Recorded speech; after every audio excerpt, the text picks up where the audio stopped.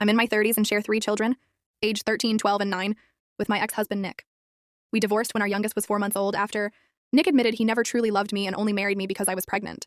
I believe his lack of real feelings for me makes him treat me as insignificant in our children's lives. The reason I feel like this is because of his and his wife, Haley's 30s treatment of me. We had been divorced for a number of weeks when Nick started bringing Haley to our kids' school events. We met at a school play and they commented that Haley was getting ready for her role as a new mom.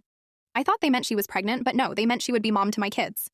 Haley wanted to hold my youngest, and Nick told me they needed some mother-son bonding because she had not met the kids by this point. Within weeks of this, they wanted me to delegate some tasks to Haley, like school pickup and drop-off or taking the oldest to dance. My kids barely knew her. They were not living together at this point, and Nick told me it was important to make space for Haley as a mom. I told him she would be a stepmom, but I am their mom. Nick's response was at their house. Haley would be mom and the kids could do with a mom and dad parental unit instead of divorced parents.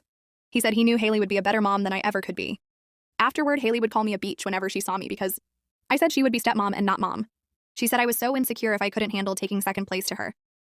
Nick took me back to court to ask for primary full custody and was denied. I went back with proof they were trying to push me out. Nick even tried to remove me from the school contact list and put Haley on there instead of me. This was all before they married. Nick was removed from legal decision-making after that stunt, and he was told to be careful with how they approached PT conferences and doctor's appointments because they had to share all that with me. So they did, but it came with hostility. And then when they finally got married, they booked a date that fell on my parenting. Time and after, back and forth. The kids were not at their wedding because I was expected to give up a week with my kids and not get it back so they could be with them for the wedding. And initially after the wedding, Nick tried to bring the courts into it to take custody from me, but the judge said I had been reasonable in my offers for compromise and Nick rejected them. The kids call her Haley.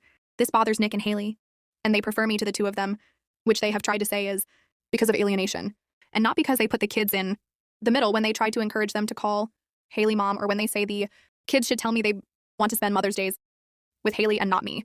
I refused, citing our custody agreement that neither parent must give up time. At a recent event, the kids didn't hug Haley, and she accused me of lacking compassion despite her infertility struggles. I dismissed it. I don't feel like I owe them